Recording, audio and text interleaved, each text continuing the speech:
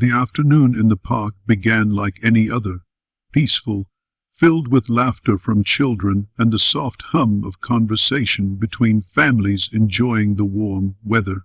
For 15-year-old Jamal Anderson, it was simply a place to wait for his mother to pick him up after finishing his study session. He sat quietly on a wooden bench beneath a tall oak tree, his backpack resting by his feet, watching the world go by with a calm, thoughtful expression. But that calm was shattered in an instant when a sharp, angry voice tore through the air. "Get that kid out of here now." The words hit like a slap, cutting through the gentle chatter of the park. Everyone turned to look. The voice belonged to a woman in her mid-40s, blonde, well-dressed, and visibly furious. She stood only a few yards away, glaring at Jamal as if he were a threat. She clutched her phone in one hand, her knuckles white, trembling with anger. "He's been sitting here for hours," she shouted. "He's up to something."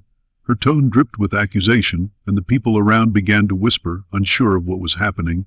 Jamal froze. He had no idea what he'd done wrong. He wasn't talking to anyone, wasn't causing trouble. He was just sitting there. The woman, later identified as Catherine Miller, lived in an affluent part of Stamford, Connecticut. She was the type of person used to being listened to, the type whose complaints carried weight. And that day, she decided Jamal didn't belong there. Her words came fast, fueled by fear and prejudice disguised as concern.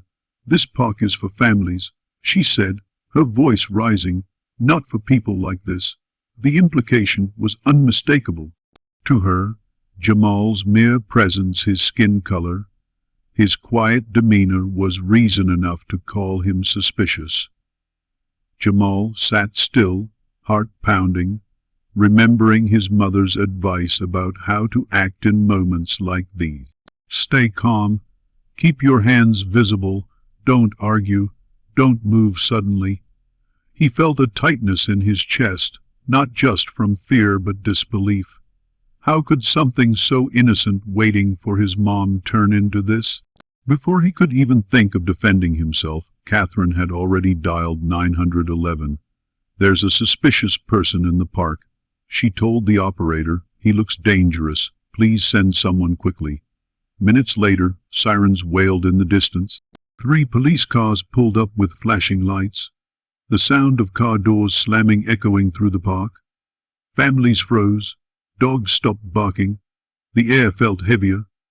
Jamal knew exactly what this could become. Slowly, he stood up, keeping his palms open and visible. "Officers," he began, voice shaking slightly. "I'm just waiting for my mother." But they barely looked at him. Catherine stepped forward eagerly, pointing toward him. "That's him. He refused to leave when I asked him to. I told you he was acting strange." The officer's eyes flicked between Catherine and Jamal. The lead officer, Sergeant Blake, approached him carefully, his hand resting on his holster. "Son, do you have any identification?" he asked. Jamal shook his head. "No, sir. I'm 15. I don't have my ID with me. I'm just waiting for my mom to pick me up." It didn't seem to matter. The tension in the air only grew thicker. And then, just as the situation threatened to spiral out of control, a sleek black sedan pulled into the parking lot and came to an abrupt stop. The door opened, and out stepped a tall woman with a powerful presence. Her black blazer caught the light, her hair neatly pulled back. There was something about her walk, composed, confident, commanding, that made everyone instinctively move aside. It was Linda Anderson, Jamal's mother. Without hesitation, she walked straight toward her son, ignoring the confused officers and the flustered woman who had caused the chaos. "Are you all right, Jamal?" she asked softly but firmly. He nodded, relief washing over his face.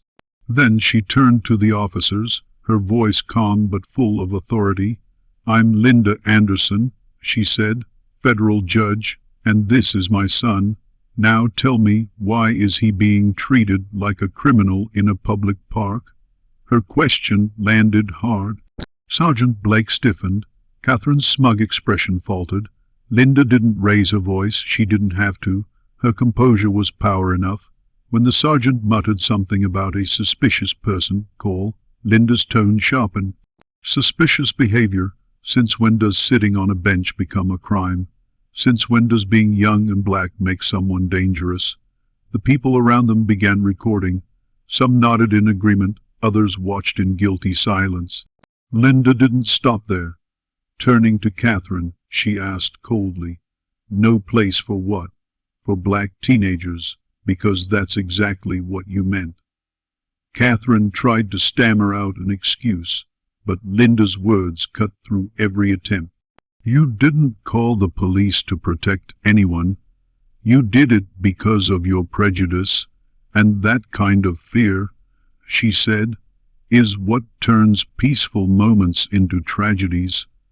By now, the whole park was listening.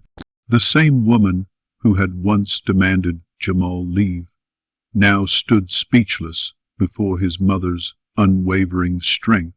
Linda's calm but fierce defense of her son wasn't just about one incident. It was about every young person who had ever been misjudged, every parent who had ever feared what bias could do. When the officers finally backed down, Linda placed a reassuring hand on Jamal's shoulder. "You did nothing wrong," she told him, "and don't you ever let anyone make you feel like you don't belong." Her voice was low, but it carried a mother's strength breaking through years of silence and fear. As they walked away, the crowd parted for them. That day, Linda showed what true courage looks like, not the absence of fear, but the determination to confront it head on. She didn't just protect her son. She exposed an injustice that too often goes unchecked. In a world quick to judge, she reminded everyone that dignity must be defended, and that sometimes the bravest act of all is simply standing up for what's right. After the chaos in the park, Linda Anderson refused to let the incident fade away like so many others. As a federal judge, she knew too well how many cases of racial profiling were swept under the rug, dismissed as misunderstandings or procedural errors. But this time, it was personal. It was her son. That night, after comforting Jamal and assuring him he had done nothing wrong, Linda sat alone in her study, replaying the scene over and over in her mind. The flashing lights, the fear in her son's eyes, the careless way the officers had approached him, all of it burned into her memory. She couldn't sleep, and she couldn't stay silent. The next morning, she made several phone calls. The first was to the police chief of Stamford. "Chief Daniels," she said evenly, "we need to talk about what happened yesterday in Lincoln Park." Her tone left no room for evasion. Within hours, she was sitting across from him in his office, a folder of printed witness statements and phone recordings on the table between them. Linda didn't waste time on pleasantries. "My son was accused, detained, and humiliated for sitting on a bench," she said. The officers acted on a racially charged complaint without evidence or justification. "I want an internal review immediately." Chief Daniels shifted uncomfortably in his seat. He knew who Linda was, and he knew the kind of influence she carried. Still, he tried to deflect. "Judge Anderson, I'm sure our officers had the best intentions. You know how things are these days. We have to respond to every call." Linda's gaze hardened. "Responding is one thing," she replied. "Escalating without reason is another. If your officer's best intentions involve drawing weapons on a 15-year-old boy who committed no crime, then your department has a serious problem." That conversation marked the beginning of a storm that would ripple far beyond Stamford. Linda went public with her story, not as a judge seeking revenge, but as a mother demanding justice. She gave a measured statement to the press, describing the incident and calling for transparency in how racial bias was handled within local law enforcement. "This isn't just about my son," she told reporters gathered outside the courthouse. "This is about the countless young black boys who are treated as threats before they are seen as human beings. Accountability must start somewhere, and it starts here." The story spread quickly. Within days, it was on major news outlets and social media platforms, sparking heated discussions across the country. Parents, activists, and civil rights organizations reached out to Linda, offering their support. Some shared similar experiences, moments when their children were unfairly targeted or humiliated for simply existing in public spaces.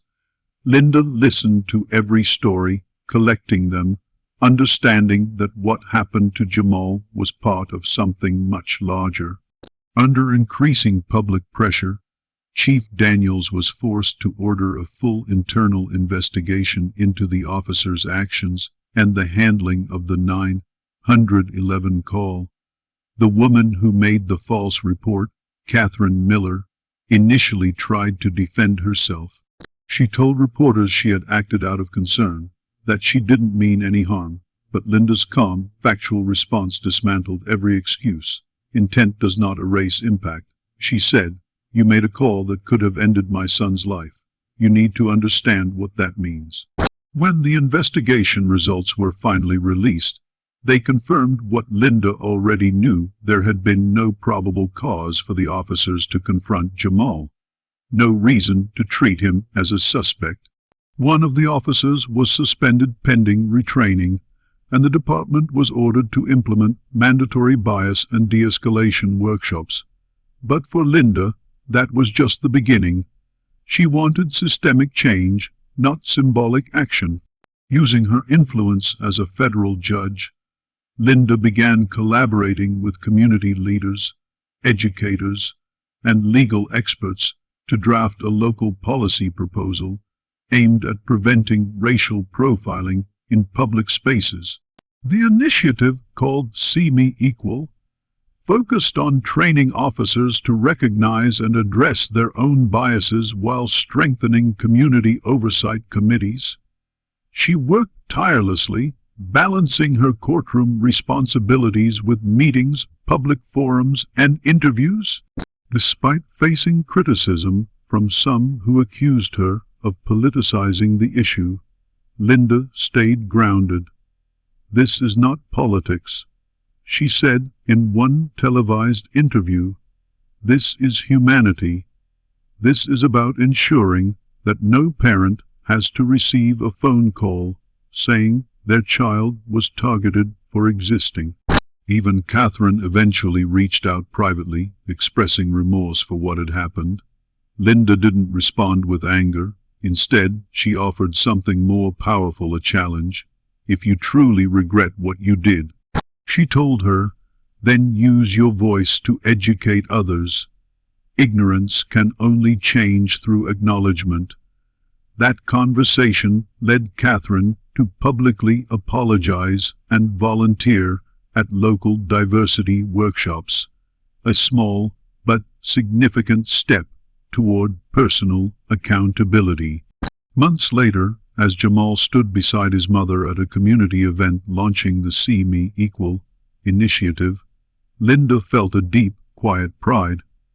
What began as an act of prejudice had become a movement for justice. She had taken her son's pain and turned it into progress, ensuring that the system she worked within could also protect the people it often failed. Linda's determination showed that accountability isn't just about punishment, it's about transformation. She understood that laws could be rewritten, departments could be retrained, and people could learn, but only if someone had the courage to confront the truth. In the end, her fight wasn't only for Jamal, it was for every parent, every child, and every voice too afraid to speak until someone else stood up first. The weeks that followed the park incident were heavy for Jamal. Even though his mother had stood up for him and justice had begun to take its course, he couldn't shake the feeling of humiliation that had settled deep inside him. Everywhere he went, the memory followed the flashing lights, the cold stare of the woman who called the police, and the way everyone in the park had looked at him, as though he was guilty before anyone even knew his name. For a 15-year-old, it was too much to carry quietly. He spent days avoiding his friends, skipping basketball practice, and staying holed up in his room. Linda noticed the change immediately. Her son, who had always been bright and talkative, was now distant, quieter than ever. One evening she knocked gently on his door. "Can I come in?" she asked. Jamal shrugged, not meeting her eyes. She sat beside him on the bed and placed a comforting hand on his shoulder. "You did everything right that day," she said softly. "None of this was your fault." Jamal looked down, fiddling with the corner of his notebook. "I know," he murmured, "but it still feels like no one saw me for who I am, just what they think I am." Those words pierced Linda's heart. She had spent her career fighting for justice in courtrooms, but now she realized the deeper battle was within her own child, the fight to restore his confidence and sense of belonging. She took a deep breath. "Then maybe it's time to make them see," she said gently, not through anger, but through truth. Jamal looked up at her, puzzled, but something in her tone gave him hope. A few days later, Linda encouraged Jamal to join her at a local community meeting she had been invited to attend. The topic was racial bias and youth safety, and although Jamal was hesitant, he eventually agreed. When they arrived, the community center was filled with parents, teachers, and young people, some of whom had faced similar experiences. As Linda spoke about accountability and the importance of reform, she glanced toward Jamal. "My son taught me something that day," she said. "He taught me that change begins when we refuse to let fear define us."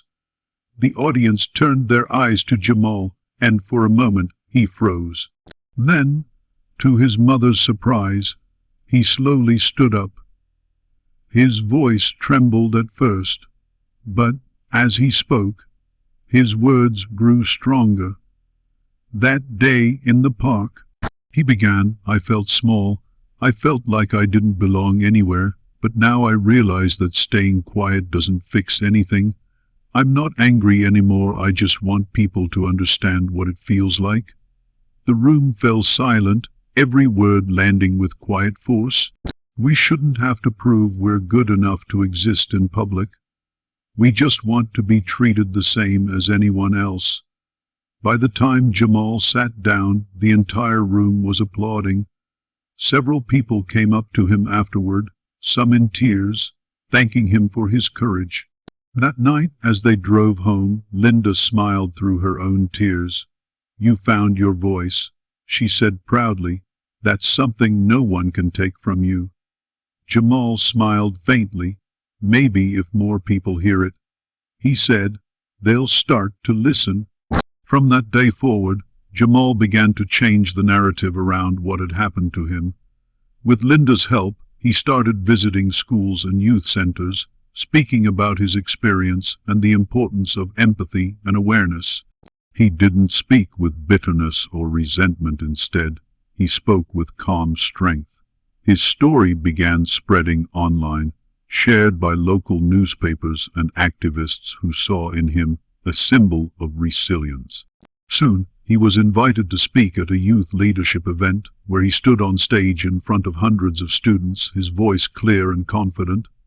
"I used to think standing up meant fighting back," he told the audience. "But now I know it means standing tall, even when the world tries to make you feel small. You can't control how people see you, but you can control how you see yourself." His words were met with a standing ovation. Through these experiences, Jamal began to heal. The anger that once weighed him down turned into purpose. He started a youth initiative with some of his friends called Stand Seen. dedicated to promoting understanding and equality through school workshops and social media campaigns. They organized open discussions where teens could share their stories about bias and identity without fear of judgment. The movement grew quickly, drawing attention from educators and local leaders. Linda watched all of this unfold with deep pride. Her son, who once sat silently under an oak tree being judged for existing, had become a voice for change. She knew that every word he spoke was planting seeds that could one day grow into a world where no child would have to endure what he did. But what moved her most was not the attention Jamal received, nor the success of his project. It was the way he carried himself. He no longer avoided eye contact, no longer shrank into the background. There was confidence in his step, light in his eyes. The pain of that day hadn't disappeared, but it had transformed him into something greater, a young man who understood the power of turning pain into purpose. One evening, as they walked together through that same park where it all began, Jamal stopped under the oak tree. The sun was setting, painting the sky in soft gold and orange. "You know," he said quietly, "I used to hate this place, but now it reminds me of what I learned." Linda looked at him, smiling. "And what's that?" she asked. Jamal's eyes met hers, calm and full of strength. "That sometimes the worst day of your life can be the one that makes you stronger." In that moment, Linda realized that her son had not only found healing, he had found purpose. What started as an act of prejudice had transformed into a journey of empowerment. Jamal's voice now carried far beyond the park, echoing with the message that even in the face of injustice, dignity, truth, and compassion would always rise above hate.